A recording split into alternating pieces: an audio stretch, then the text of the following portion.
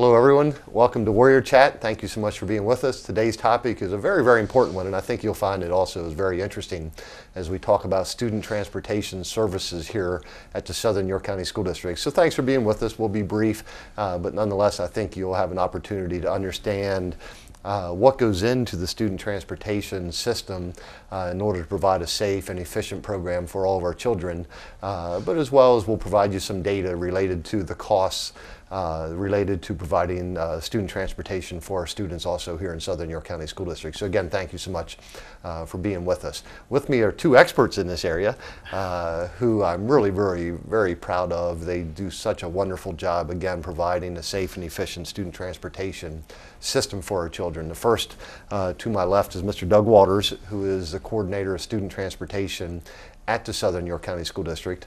Whenever you call with a transportation question, a need for help or assistance, Doug is usually the guy you get and does provide a very outstanding service to our students. And then also to the left is the terminal manager, the location manager of First Student here in Southern York County School District, Mr. Phil Jeffrey. I've known Phil for many years, and Phil, again, we're just very pleased that he is the manager for First Student locally, because I guess the best way I'd describe Phil would be just service oriented, and your desire, again, Phil's a member of our community but has a strong desire to provide, again, the most safe and efficient service for our children here in Southern York County. Phil, let's start with you. No different than education. When we talk about education here at the school district, it really happens with classroom teachers. And I think you'd be the first to also say, when you talk about student transportation, it happens with well-trained bus drivers who are behind the wheel every day providing safe transportation. Correct. Yeah, the training that the drivers have to go through is quite intense. Even before they are able to even go into training, the amount of credentials that they have to obtain and be able to show that they have no criminal history, that they have no child abuse, that they have an excellent driving record. All of these things are checked long before they ever get even into the training program. Then once they get into the training program, they have very intense classroom and behind the wheel combined, so they can put to practice what they're using in the classroom. This training, to sum it up in a nutshell, is well over 45 to 50 hours worth of total training time that's very intense before they're even able to test. Then once they test, they have training on an annual basis, they have training on a monthly basis with safety meetings, and anything that they feel that they need a refresher in, we have the ability to give them on the spot. So their training is more ongoing than most people have any idea. Yeah. I know you also have a program that we get questions about now and then. Is there drug testing for bus drivers? Absolutely. All of our drivers are, number one, they have DOT physicals as well as school bus physicals for the state of Pennsylvania.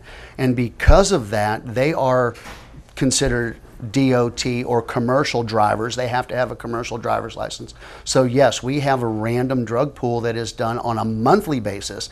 A lot of places do it quarterly, but First Group as a company is part of a pool that does it on a monthly basis. So we have drivers picked at random that are drug tested both for alcohol and drugs, the 5-panel screening, on a monthly basis. Yeah, I think we'd all agree that obviously the bus driver's responsibility is huge. When you put 40, 50, 60 plus students in a bus in all kinds of weather, trying to watch traffic, watch what's going on in all areas around you, plus be responsible for the children on the bus is just an awesome responsibility. Oh, absolutely. You know, we've always looked at it, and we will continue to look at it, that we haul the most precious cargo that there is. You know, and that's everybody's kids. And I can promise you this, that there's not a driver out there that doesn't take ownership of each and every one of those students on their bus. They become their kids, and that's how they care about them and treat them. And if I could just interject for a moment, I mean, First Students training that they do at the terminal is extensive, but I'd say we even go farther in our teamwork with them. Those drivers are brought into our schools. We have SWEBS training with them at the elementary level. We work through student management Right. issues at the middle and high school by bringing those drivers into our buildings. So I think that just highlights the teamwork that we huge. share And with our it's students. huge because not every school district, offers that to the drivers as well, because we really are a family. We always have been, and we have that teamwork effort that it's not us and it's not the school district. We're all part of the same school district. Right. Certainly, we view our relationship with First Student as a partnership, and I think using the word family, I think, is a good accurate one also. Tell us, Doug, a little bit about how you pull that together. I know there's a transportation committee that meets, again, relationship between a contractor and Southern York County School District to make it that partnership. Sure. Well, I think there are a number of things that play into that. Obviously, number one, I think, is communication. We strive to have as much communication, open communication, and sharing of information as possible. So we do that on a day-to-day basis just by staffing our office from 7 until 5 every day. First Student's got people in their terminal at all hours of the day as well, while they've got buses and trips out on the road. And there's just a constant connection through phone or email, like I said, on those day-to-day issues. But you also mentioned our transportation committee, and we have representatives on that committee who meet once a month. They come from the buildings, the assistant principals, myself, and we've also got Mr. Jeffrey and Ms. Janet Hagel from First Student who come over. And we even include local law enforcement from Southern Regional Police Department. Right. So we've got a good, diverse body there. We can all share perspectives and work through problems that I think we often come to better solutions as a team than if just myself or Mr. Jeffrey or a building administrator were working on that issue. Tell us a little bit about the company First Student. I know, they're a large, nationwide, worldwide company. Can you tell us a little bit about it? First Student, we have been part of First Student since 2008. We were previously with Laidlaw, and First Student acquired the Laidlaw, the bus end of Laidlaw, in 2008. First Student at that point in time became the largest contractor of student transportation in North America. And we run in excess of 500 locations throughout North America, which includes parts of Canada. The number of people, we run literally billions of miles every year. There's over 90,000 employees. Wow. And I can't tell you how many billions of children that we transport to and from school on a daily basis, but it is huge. The home office for First Group America, which is the company that the mother company is in the UK, First Group International. But First Group America is located in Cincinnati, Ohio, but we have representatives in almost every state in the union. It's been an interesting growing session with the company since they bought a company that was literally bigger than they were. So they grew up really quick, but they've done a phenomenal job, and safety is the first and primary goal that they have.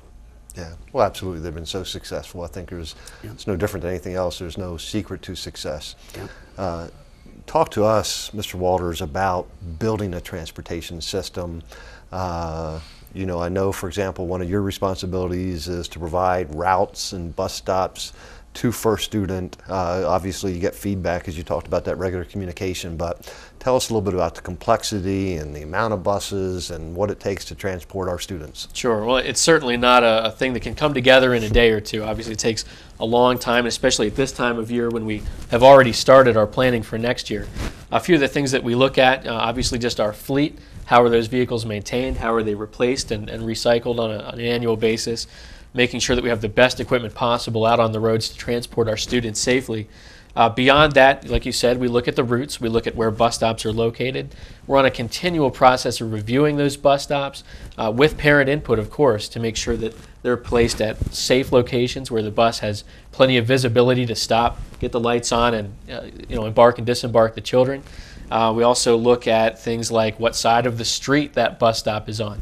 We identify certain roads that we're not going to have students crossing in some instances. There's just so many things to list. We even look at things like on snow action days. Are we traveling certain roads and other roads that maybe we don't travel on days when we know that there's snow and ice and school has been delayed or released early?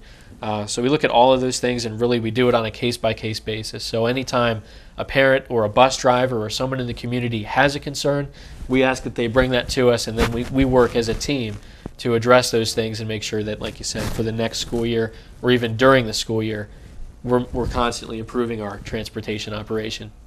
It's probably a good opportunity to talk about what we call the danger zone. Well, not probably, statistics show there is a danger area of buses when children load and unload. Correct. You talk about how drivers are trained, but what advice can we give to our children and parents about loading and unloading buses? I'll start with you, Phil. Biggest thing, the danger zone around a bus is 10 feet all the way around the bus. Every side, front, back, and both sides. We encourage the students to stand that far back away from the street or from where the bus is going to stop when they're standing at a bus stop, not to be out playing in the street or not to be right on the edge of the street, so that there is a cushion for them to safely make it to the bus. Drivers are trained that in bad weather to stop away from the bus stop and then ease up to it so they're not sliding. The last thing we want is a vehicle sliding into a group of students standing at a bus stop. But the biggest things is to wait for the driver to motion to you. Don't move until the driver motions to you, especially when you're crossing the street, because once those 8-ways are activated and the stop signs are out, that doesn't always mean that the cars are going to stop. And unfortunately, every year we have cars that run the red lights of a school bus, and fortunately are taken care of by the police because we turn in the reports when we can get all the data that we have to get. It's great if parents are at bus stops when that happens to try and get descriptions and license numbers and so forth. That helps us in that process and helps the police department, whether it be Southern Regional or the state police, whoever happens to have jurisdiction where that stop is, to be able to make sure that it doesn't happen again by getting with that parent or that person that ran the stop and giving them a citation, whatever is necessary at that point in time. But the two big things that we ask for the students to do is stay at the bus stop, do not move until the bus is stopped and the driver motions you. When you're getting off the bus, stay seated until the bus stops. We always see kids, especially little ones, want to stand up because they're coming to their bus stop. We're almost there. I'm in a hurry, especially the last couple of days of school, when it's nice out, so stay seated and never, ever cross behind the bus. The driver can't control what's going on back there. Plus, they have a hard time seeing you. There's a lot of blind spots in the back of the bus. We have great mirror configuration that helps us see into those blind spots much better than a normal vehicle. However, once they're behind that bus, we have no idea where they go. So always, always, always, no matter what, cross in front of the bus at the direction of the driver when they've got all the traffic stopped. Doug, we've talked a little bit about driver training. What kind of things are done to train and make students aware of what they need to do safely? Yeah, that's a great question, and I mean, I'm appreciative of all of our stakeholders taking an active interest in making sure that our students and our parents are aware of the dangers of the bus and, like you said, the loading areas, the danger zones. And we work throughout the year. We have several events. Each school, typically the elementary schools, will have a bus safety day where they'll have bus drivers come in, members of first student staff come in and talk to them about what it is to be safe on the bus, how to sit properly, how to speak at a level that isn't distracting to the driver, things like that. And we even work with outside of the schools. We work in the community with groups like Southern Regional Police and the state police on days like Operation Safe Stop, where they go out to some of our highly trafficked areas and monitor for exactly what Mr. Jeffrey's talking about, vehicles that go through the red lights. And we do work with them very well to be proactive and stop those things before they happen, just to bring that awareness not just into the schools for our children, but to the whole community. Yeah, very good. I know obviously safety is the most important thing when we talk about transporting our children. Obviously that happens from training of bus drivers and making students and parents aware of how to be safe at bus stops and so forth. But as you would expect, it's also important that we do it the most cost-efficient way possible. Mr. Walters, I know you have some benchmarking data to share with us. Why don't you tell us a little bit about that, please? Sure. Well, since 2008, the Pennsylvania Association of School Business Officials, or PASBO for short, has been publishing benchmarking data that they collect from as many of Pennsylvania's 500 school districts as they can. And we always take an opportunity to respond to the survey that they publish, just because it helps to give us a better idea of where we stack up against other districts. We take a lot of pride internally in what we do, but this is a great opportunity, like I said, for us to see what other people potentially in similar size districts or in similar geographic areas are doing. So like I said, since 2008, PASBO has been carrying out this study, and the survey results allow us to look at specific factors that play into our overall transportation cost. So just a couple things that I would point out quickly. Number one is the state average, when you look at cost per pupil to transport them over a yearly basis, is about $900, just over. When you look at the Lincoln Intermediate Unit average, which we fall in, they're just over $800 a year. Based on the statistics that we've run here, the Southern York County School District transports each pupil on average for about $500 a year. So when you think about it, we're transporting about 3,200 students on a daily basis. If you look at the savings that adds up to over the course of a year, it's nearly $1 million. Mm-hmm. So I think that's really important to point out. We're doing this in a very cost-effective way. Some of the other statistics that we look at include things like the daily cost per bus. We also look at the transportation cost as a percent of the total school district budget, even the number of buses per 100 students. And in all of those statistical areas, we come in well under the state and intermediate unit averages. So we're very proud of that. We'll talk about how that happens in just a little bit, but again, we'll take a second and make sure we're focused on this benchmarking data slide, cost per student. But as Mr. Walters said, that's nearly $1 million less on a per pupil basis than other students and other school districts in our intermediate unit. And here's why that's so important. First of all, again, we will never compromise safety in order to be cost savings. I mean, safety is the most important thing, and we'll talk about how that's accomplished in just a little bit. But also, importantly, this is money then that can be put into the educational program for our children, because obviously our primary mission is to have a wonderful education program for all the children in Southern York County School District. So this is money that can be directed right into the educational program. Really no different than any other operational service that we provide. Again, we want to do it well. You look at our facilities, I think they're well maintained, they're beautiful facilities, but we do it in a cost-effective way. That's what's important to us. You look at our student transportation, I think we do it well, we do it safely, and importantly, we do it in a cost-effective way. And I think all of those are important. So, how can it be accomplished? Well, there are a couple different things that we do to achieve this, and I won't list them all here, but some of the big ones are we have a two-tiered transportation system, and all that means is that, as many parents and students are obviously aware of, we transport the middle and high schoolers in one tier, and then we have those same vehicles go out and do the elementary run. So that's where you see a two-tiered system. There are some districts that run all of their students in together. They call that one tier, and obviously that's going to take more buses. We're able to use our fleet more effectively, I think, in this two-tiered system. Yeah, I think you make a good point. Every now and then we have some folks who say, well, why does secondary, high school, and middle school start, you know, almost an hour different and end 45 minutes differently than the elementary? That's why. One of the reasons why is so the buses can be used 2 times. Right.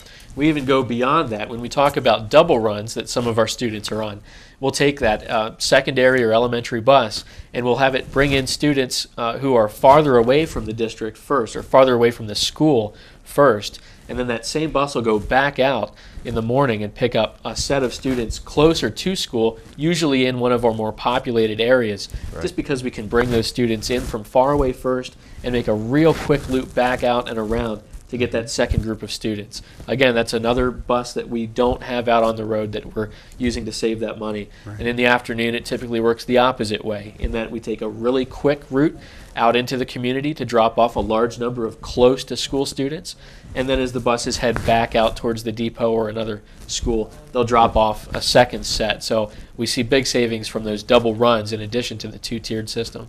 Yeah. Okay, very good. Just a couple of questions that I hear from the public throughout the year, so it's a good opportunity to talk about them and so you can have answers firsthand. One is, gosh, driving down the road, I see a bus, and the bus may only have, looks like it's 15, 20, 25 students on it. Yet I hear the buses are full to capacity. Explain how that can happen. Well, what we look at when we're talking capacity is, in some cases, with the 72 passenger bus, we will assign every student to a seat. We may have 72, 75, 80 students assigned to a bus. If we know that on any given day, we're not going to reach that capacity just because, in the middle and high school, some students drive in with their siblings or that they drive themselves in. Elementary level, we do have some parents who bring their students to school. So even though, like you said, we may not see a full bus out on the road, you can know that that bus is typically assigned right up to the capacity to make sure that if every student needed to ride home on a given day, they could. Yeah, one of the things we didn't talk about, and I'll just briefly share 30 seconds or so, because we could spend hours on it, is the formula that the state uses to reimburse school districts for student transportation is it is the most complex formula of any reimbursement that school districts receive in Pennsylvania, which includes the number of students assigned to the bus, the number of miles the bus drives daily with students in it, without students in it. So some of the data that needs to be tracked is absolutely incredible. The age of the bus, all kinds of things go into the formula. So it's also really important that we understand how the formula is applied. And I know, Doug, you teach other people throughout the state, and I know you spend afternoons talking about that formula. Sure, and so that's a great point, is we do very effectively use that utilized passenger capacity piece to get as much money back from the state as possible when we do submit for that subsidy. So that's a great benefit to us to be assigning all those students to our vehicles in an efficient way. Yeah. One of the questions this year that's come up more than anything is what process goes through in deciding whether they'll have school that day based on weather or if there will be a delay. Tell us a little bit, Mr. Jeffrey, what your morning looks like in those kind of situations. Well, it normally starts around 2 o'clock in the morning, and I spend at least 2 to 2.5 hours driving the roads in the district, so that when Dr. Hensley presently calls to find out what the roads really look like, I can give him an updated, accurate version of what the roads are like. When everybody's looking at various weather forecasts, we look at about 6 different forecasts to find out the best plan on what's going to happen, so we can decide whether it's going to be a 2-hour delay, if we need to close schools down. Sometimes it's easy. Most of the time this year, it was kind of a no-brainer. We had ice and trees down and, a lot of snow. But, it's not just, one of those situations where we look at the forecast only. We literally get out and look at the conditions of the road. We see what the townships and PennDOT are doing to clear the roads. So we have a good, accurate account of all of the roads, not just the main roads, but the secondary roads that the buses go on before that decision is made. And fortunately, Dr. Hensley is the one that gets stuck making that decision. Right. And all that has to happen really by 5 a.m. for by the most 5 part, o'clock, so we the can decision's communicate. normally made, correct, so everybody else can be notified. Yeah, and we're also working, normally I'm up and contacting local law enforcement officers, get some feedback from them also, so it's a busy morning. It is. And we, I know it doesn't always seem like it, but the overarching desire, again, is to make sure it's safe for all children to get to school, whether they're riding the bus or not riding the bus. That's obviously the most important thing, but also it's important to us that our staff can safely get to school. And then the final element of that is some things you don't necessarily think about, but on a heavier snow, for example, it takes hours to get our parking lots and sidewalks ready. That our custodians and maintenance staff do such an excellent job preparing our buildings. And so, for example, we will not put a child in a building till every exit is free of snow, that in case of emergency exits can be used and so forth. So again, many things that people wouldn't necessarily think of go into making that a very difficult decision, but one that we always try to make with safety, obviously, in mind. I hope you're enjoying the conversation. We're about ready to wrap it up. I guess here, if there is an overarching theme, what I hope that you leave with is, first of all, we're very, very proud of our student transportation system. I know you can see the data. We do it extremely efficiently, one of the most efficient in the state of Pennsylvania, that saves our taxpayers much money. But more importantly, and most significantly, we do it in a safe manner for our children. Our drivers are well trained. We have outstanding leadership at the First Student Depot, which is locally here in our school district. One thing we didn't talk a lot about, although Mr. Jeffrey did mention it, an outstanding, tremendous maintenance program for all buses. Yes. That's very, very thorough. And I really think, quite honestly, that's the advantage that First Student brings to us, is their true and tested maintenance training programs that come, as well as then finally, and I'll stop on that, is outstanding local leadership. All that's very important, or it just doesn't happen. And then you take that and you add on to somebody, a wonderful young man like Mr. Walters, who really our folks deal with on a customer service basis every day.